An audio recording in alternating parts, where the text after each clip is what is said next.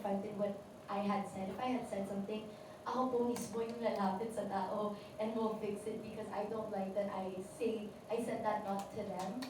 But, yun po, whatever they're saying about me, I know na-resolve ko po agad. And in that house, we were okay. Yun po yung nagulat ako kasi paglabas ko, they were talking about an issue that had happened 2 weeks before. So it was something that wasn't a big deal in the house anymore, pero dito naging big deal po. So I'm just trying to approach it now with my life na if there are other situations that will happen, I will approach it in a different way because I may have done something wrong. But I'm just trying to be better. And that's really how life is. We always try to grow and be better. Wala bang mga iniyakan ka ng mga issues? Mas naiyak po ako kasi nasaktan ko si mami. It's very hard. It was hard for her. Kasi sa loob, sobrang alam ko na po na people won't like me. But I was able to handle it. Kasi she raised me to be strong. And I've gone through all the bashing. Magta 10 years na po kasi ako dito. So I know a lot of people don't like people talaga.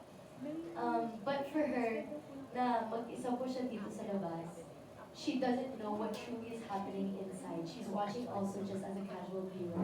And then all of these people are saying things about me and also saying things about her na nadamay ko po siya. Doon po ko nasaktan. Yeah, it was hard kasi I knew she was going through that by herself. So paglabas ko po, I really just tried to be as strong as I can for her because I don't want her to see that I'm not okay. So doon po ako nasaktan na ako. Before I start crying. Kakastan lang po, kayo po yung pinakauna. Ganito po agad. Nakatawa kami ng tao ni AC. Tapos nakita ko na lang si AC na buti na lang, meron akong handang tissue dito. So hindi scripted yung pag-iyak ni AC, ah? Hindi scripted kasi yung tissue na yan, Wala para po. sa pawis. Wala po tiyak na scripted for me. Wala po talaga. So bonus question na lang, AC, how do you feel na si Darren, your best friend, yung unang nag-defend when you were being bashed by netizens? He knows me the best po kasi he knows whatever was happening inside wasn't truly what was going on. And I appreciate him for stepping up because that takes a lot of guts po talaga to speak up in front of people. And I thank them. I thank them so many times. Every day umiyak ako sa kanya. And I love that guy. I love that guy. Alam niyo din po yan. People have misconceptions also about our friendship because of how deep it is. But that's why it's so good. Because it's something that people can't believe. And I'm so grateful for him forever. And I don't want people to think also na tinatolerate niya po ako because he defended me. No, pinagsabihan niya din po ako. And he tells me off normally po talaga. So that's my best friend and I appreciate him very, very much. Okay, thank you and good luck. Thank you po. Maraming salamat, Ate Janice. O, di ba? Grabe. Ang aga mo. Ang aga, parang maging emotional. Pero alam mo, nung sinasagot mo yung tanong mo about na mas nasaktan ng Number one ko po talaga si Charlie. She was my first duo. And also, parang first sa mga kapuso na naging close po ako. And she has so much growth that she can do. She's also so smart. And what happened during that first week, di ko alam kung nakita niyo po, may nangyari po kasi. And I never wanted her to doubt herself. And I could see myself. Is it about the fried chicken na nahulog? Hindi po. Meron pang iba ba? Hindi po yung pinagsabihan po ni Ate Ivana si Charlie. O parang yun ata yun Yun sa po ba yun? chicken. Oo, na tinapon. Tapos Ay, yung iba yun na na. yung nanonood. Iba po eh. Iba. Ang dami po nangyari that week mismo. Okay. And I just felt so bad for the girl because she's 16. There's so much growth in her po talaga. There's so much she needs to learn pa. And I just wanted to be her ate. Because it's been a while since I've been in the ate. So I wanted to be her. Napanood ko yan, yung sa room with Kira. Yes, wow. At sa parang ikaw yung nag-a-advise sa akin na, ay, nagpapakaate ka na, at ikaw yung bagets. Yes! Oh! I'm starting to feel old now. Ayan, thank you for answering. Next question, wala pa rin kay Mikey Viñas. Sabi niya, now that you're back in the outside world, what can we and your fans expect from you? Growth. On a personal level, for me, nagpapakatotoo, the definition for that for me is truly just speaking your mind without stepping on anyone. I don't believe I stepped on anyone. I didn't try to hate on anyone and try to change anyone's image of someone into the way I was thinking. Never did I say, huy, dapat ganito, dapat ganito. Everyone had their own opinions. And that's what I loved about our family inside of the house, na nire-respeto namin yung isa't isang opinion. I just spoke on how I felt. I spoke on the thoughts that were running through my head. And if I had said something that, and overthinker po kasi ako. So if I had said something that I feel like, oh shoot, this might have hurt someone, ika-confront ko po agad sila. I think that's my definition of nagpapakatuto ko. I wouldn't want to keep that in and continue to look at this person like ganito, ganito, ganito. At least because of what I felt, I let it out. I talked to this person. They told me their side, and I was able to understand kung bakit ganun. Kasi at the end of the day, we all come from different stories. We all come from different traumas. So someone could be acting a certain way because they went through this. They have walls built up because they went through this. Which is something you will only understand if you choose to talk to the person. Yes, may mga nasabi po ako, pero inamin ko po agad sa tao mismo. I told them right away na I said this about you. This may hurt you, and I will understand if I hurt you because that's hurtful if you said it about me also. But please let me know bakit ganito. And throughout the week, throughout the days, I would truly understand it and I would see it and I would defend this person also when there were other issues that would happen. So that's my definition of nagpapakatotoo. Ako natutuwa ako dahil hindi ka nabulil sa pagpapakatotoo. Opo, ako din. Ako din. Parang bongga yun. I've been running through it in my head. Misconceptions. Ano ba yung second question po ulit? Ayan, ang sabi niya, sa mga viewers na pakatotoo mo inside the house. Valid. I understand. With what you guys saw, with how different our cultures are, I also understand that galing din po ako Canada, so very different than you switch. Yes. But I understand everyone in this world has a different opinion, different culture, yun pa, different story, like I keep saying, and I keep saying that I am not everyone's cup of tea, but I will continue. Just know that I will continue always to try my best to be better. Everything you guys are saying online, yung mga comments, may mga nagagulat po na, bakit naka-online yung comments ni AC? And it's like, why? I want to know what you think of me. I want to listen. I want to be better. And that's all I can do for you from now on. No matter how much I apologize and let you know that I acknowledge my mistakes, the best thing for me to do for myself and for you is to just show you that I will be better and I will grow. Pero easy, di ba? Ngayon na talagang nai-express mo yung feelings mo, yung nararamdaman mo, na nabasa mo, yung mga napakaraming mga Issue din po siya sa labas, but for anyone asking, me and Harvey are okay, we're totally good.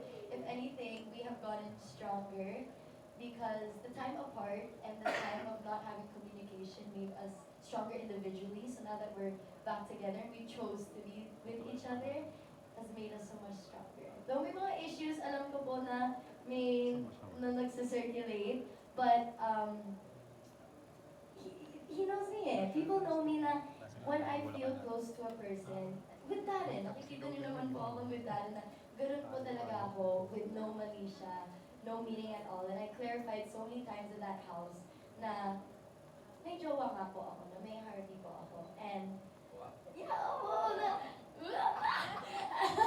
and ano po, like yung tingin ko sa kanya, let's talk about it now. Kay Michael sa bahay, I would tell him all the time na, you're like my Darren. You're like my Canadian buddy na iba kasi yung feeling pag connected home. Connected to home. Yes, na I know the things I say, he won't take it in a different way. But he really did, truly, made me feel like home, made me feel like Vancouver. Because we're both from Vancouver po kasi. As in, we know details about our school life, ganun po. So, he made me feel like home and Harvey understood that and we've been good since then. Diba? Sa mga pagsagot mo na ganyan, napa-comment ang isa sa mga kapamilya natin si Jackie from Facebook. Sabi niya, sana all my love life, blooming ka, heart. Oh, Thank you po! So, nakwento na ni Harvey sa'yo yung nangyari Yes, nasa yes, Vida yes. Korea. Tapos siya din nagsabi na parang, I-share mo naman, kasi ko baka sabihin, we have parang inner chika. Kasi ikaw naman, sa'yo naman galing, baka sabihin, napakadaldalita ko, di ba? Hindi po, parang he just, Bigyan naman natin sila ng clue. Nung nag-show kami, nung Vida Kapamilya, kasama ko sila Harvey, they're promoting Yes. yung, I think it's the four Bad Boys and Me. Yes. Yes, tapos nasa party kami noon. Tapos Yes. parang, ano siya, happy siya nung una. Tapos Yes. siguro may mga lumabas sa Twitter. Yes. Ay, so wala pa ng Twitter. online. Opo. Tapos parang nawala siya sa mood, na Nawala. parang kinausap niya na yung handler namin, Yes. RM namin, ganyan. Pero siya, hindi na namin alam yung nangyari kwento doon. Ano ba yun? Yes. Ayan. Yan po, na parang because how people were taking me, they took what I did and what we did in a different way. I believe this was the relationship work game that we were playing. Sa akin po kasi wala po talagang mali siya eh. I mean, we do that in acting workshops to help strengthen chemistry and friendships. With him kasi iba yung naging tingin ng mga viewers, and obviously they started to tag him, they started to say these things. And when, yes, the shipping and the comments po talaga, it can get to you easily. So when you're seeing that, you're not able to communicate directly to me, iba yung ma-believe niyo po talaga. But he was okay. He was just going through it. Ano sabi That's niya? all of it. Ang OA daw niya. Oo, daw po niya. Na-realize po niya, after we talked about it, he was like, sorry.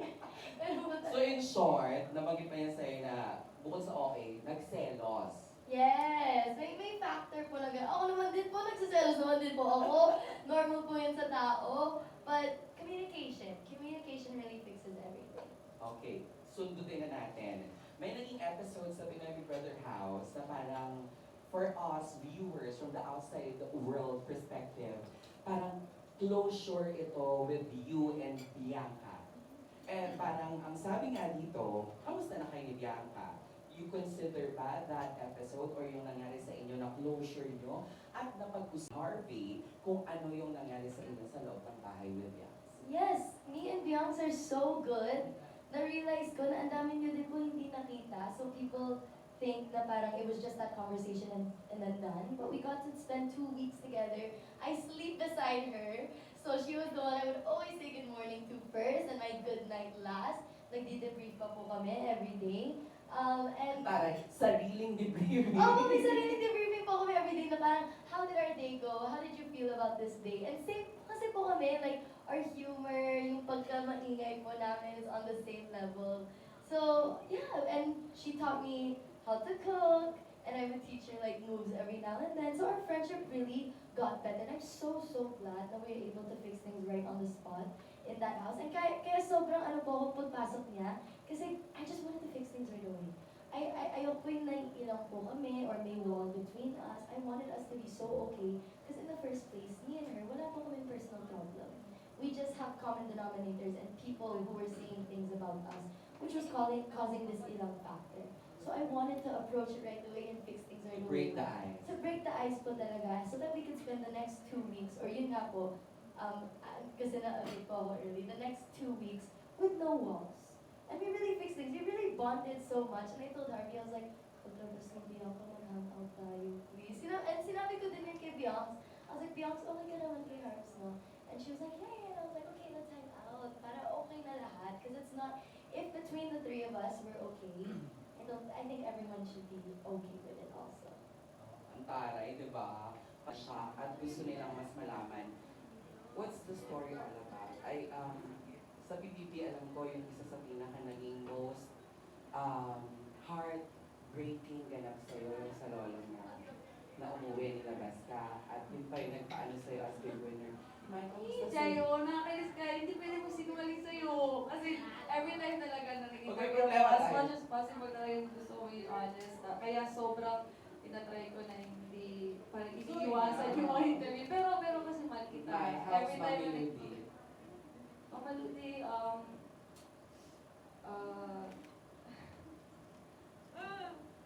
nasa, ay naku po, nasa Cagayan de Oro siya ngayon. Yung treatment niya, tuloy-tuloy pa rin for the life. Tapos, tsaka yung nanay ko din, sabay sila, pero mas maluba lang yung sa nanay ko. Sa nanay ko, ay grabe, sasabihin ko pa talaga. Islam. May minahal ka namin. May Okay, once lang to. Meron ka. So, sinumbong ko kay Miss Lam. Miss Lam! Okay, may sorry. Yung totoo, galing na ako sa hospital kasi nga, balik-balik kami sa hospital na yan.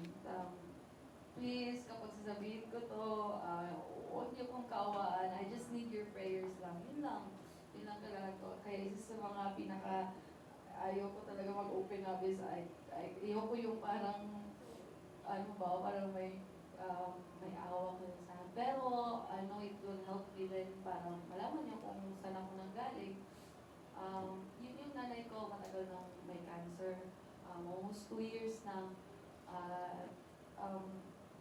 Kaya pabalik-balik ako sa Japan. Tapos ngayon, isa na lang sa pinapasalamatan ko ay nakauwi siya 2 months ago. Every day talagang tinitake time ko na hanggat maaari. Hanggat maaari po nandyan ako kasama siya. Tapos kagabi lang, sinugodan naman namin siya sa hospital. Well, ngayon, kaya sinabi ko sa'yo na hindi naman ako umabot sa hindi okay at saka hindi naman super okay. Nandito lang ako. Kasi yung time na hindi ako okay, nalampasan ko yun. With the help sa Panginoon, syempre, yung acceptance kumbaga nandun na. At nandito ko sa point na kung saan ay hanggat may oras ako na makapili ko yung 2 nanay ko, gagawin ko. Palipad-lipad man ako. Kagaya, Japan pa ulit. Gagawin ko po. Sorry po. Sobrang mahal ko sila. Sobrang hirap. Wait lang po. Oo nga. Sabi ko, wow, grabe, ang bilis ng mga pangyayari. Pero, yun nga, una, nung sinabi sa akin, talagang hindi ako makapaniwala. Hindi pa nasisingin sa akin. Tapos, pangalawa, sabi ko, may princess ako!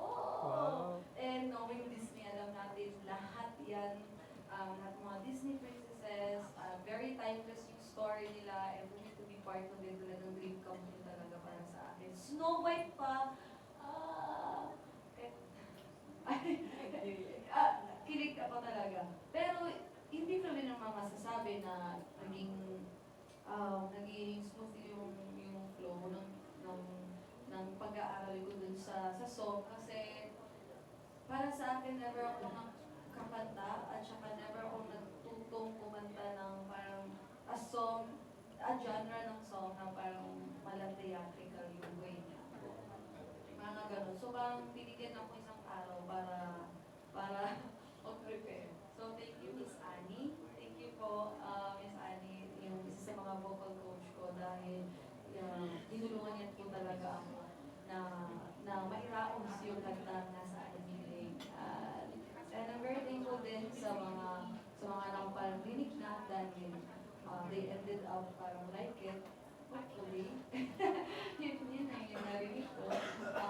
Kaya maraming salamat. Sobrang talagang very blessed talaga.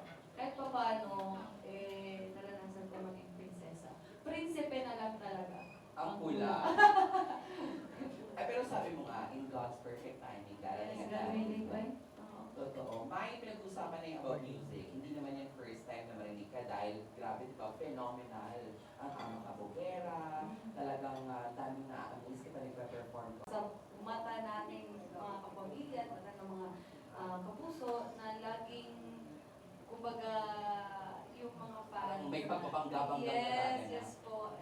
At para gawin nila po itong collaboration na to, para sa akin, mas naging peaceful, kumbaga, yung fans ng kapuso siya ng pamilya. At hindi mo na, it will no longer see it na parang competition. Yes. It's like family na talaga. Masasabi ko sa season na ito, masaya sila lahat. Tsaka matuto ka. May mga clips Clips po, na. gano'n.